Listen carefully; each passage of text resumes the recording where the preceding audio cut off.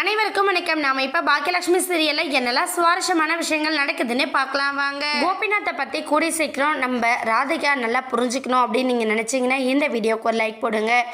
கோபிநாத் நம்மளையும் நம்ம பொண்ணு மயுவையும் சுத்தமா மறக்கல அப்படிங்கிறத நம்ம ராதிகா புரிஞ்சுக்கிட்டாங்கன்னா அவங்களுக்குள்ளேயாச்சும் பிரிவு இல்லாம இருக்கும். ஆனா நம்ம ஈஸ்வரி போட்ட வலையில நம்ம ராதிகா சிக்கிட்டாங்க. ஏன்னா ராதிகாவை எப்படியாச்சும் கோபிக்கிட்ட இருந்து துரத்தணும் அப்படிங்கிற அவங்க பிளானுக்கு ஃபேவரா நடக்கிற மாதிரி ராதிகா என்ன பண்றாங்கன்னா வீட்டெல்லாம் காலி பண்றாங்க. அதை தடுக்கணும் அப்படிங்கிற முயற்சியில் நம்ம பாக்கிய வீட்டில் வந்து பேசுகிறாங்க.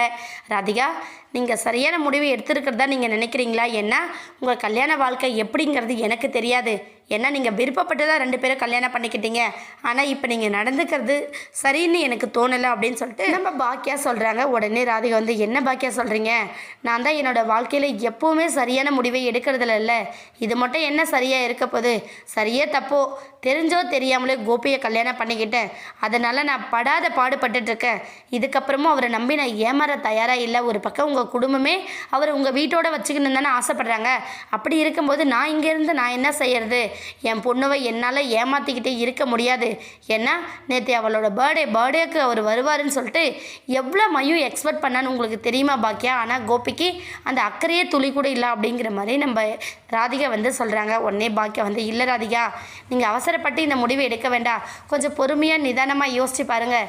கோபியை இங்கே வரவிடாமல் அவங்க அம்மாவும் பசங்களும் கட்டி போட்டுட்ருக்காங்க. அதனால தான் அவர் வராமல் இருக்கார் அப்படிங்கிறத நம்ம பாக்கியா வந்து இன்டைரக்டாக சொல்கிறாங்க. அதை ஓரளவுக்கு நம்ம ராதிகா புரிஞ்சுக்கிட்டால சரி பாக்கியா, நான் இன்னும் ஒரு 2-3 நாள் பார்க்குறேன்.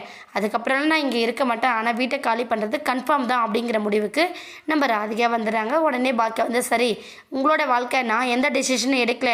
ஆனால் ஒன்று மட்டும் நான் சொல்லிக்கிறேன் ராதிகா, எக்காரணத்தை கோபி திரும்ப நான் சேர்ந்து வாழ போகிறேன் அப்படிங்கிற ஒரு தப்பான எண்ணத்தை மட்டும் உங்களோட மனசுக்குள்ளே விதைச்சிக்காதீங்க. கோபிக்கும் எனக்கும் எந்த ஒரு உறவும் கிடையாது. என் பசங்களுக்கு அவர் அப்பா. அதை தாண்டி எனக்கு அவருக்கும் எந்த விதமான சம்மதமும் இல்லை அப்படிங்கிறத தெளிவுபடுத்திட்டு அவங்க பாட்டு அவங்க வேலையை பார்க்குறாங்க. உடனே நம்ம ராதிகா இதை பற்றிலாம் யோசிச்சு மறுநாள் வாக்கிங் போகிறாங்க. வாக்கிங் போகிற இடத்துல எதிர்பாராத விதமாக நம்ம பாக்கியாவை பார்க்குறாங்க. பார்த்ததுமே என்ன பண்ணாங்கன்னா, பாக்கியா நான் உங்ககிட்ட ஒன்று பேசணும் அப்படின்னு சொல்லிட்டு நம்ம ராதிகா ஆரம்பிக்க, உடனே பாக்கியா வந்து, என்ன விஷயம் சொல்லுங்கன்னு கேட்குறாங்க. ராதிகா வந்து, இல்லை நீங்கள் உங்கள் கல்யாண வாழ்க்கையில் கோபியை டைவர்ஸ் பண்ணதுக்கு அப்புறம் தானே ரொம்ப கஷ்டத்தை நீங்கள் அனுபவிச்சுக்கிட்டு இருக்கீங்க அப்படின்னு சொல்லிட்டு நம்ம ராதிகா கேட்க, உடனே பாக்கியா வந்து சிரிக்கிறாங்க. சிரிச்சதை பார்த்து ராதிகா, என்னாச்சு, எதுக்காக இப்போ சிரிக்கிறீங்க அப்படிங்கிற மாதிரி கேட்க, பாக்கியா வந்து, இல்லை ராதிகா, நீங்கள் தப்பாக புரிஞ்சுக்கிட்டு இருக்கீங்க. எப்போ அவர் என் வாழ்க்கை விட்டு போனாரோ அப்போ தான் பாக்கியானா யார் அப்படிங்கிறது எனக்கு தெரிய வந்துச்சு. எனக்குள்ளே இருக்கிற திறமைகள் இப்போ வரையும் நான் சக்ஸஸ்ஃபுல்லாக போய்கிட்டு இருக்க காரணமே அவர் என்னோட வாழ்க்கையிலேருந்து போனது தான் அப்படின்னு சொல்லிட்டு நம்ம பாக்கியா சொல்கிறாங்க. இதை கேட்டதுமே ராதிகா வந்து, ஆனால் என்னோட வாழ்க்கை அப்படி இல்லை பாக்கியா.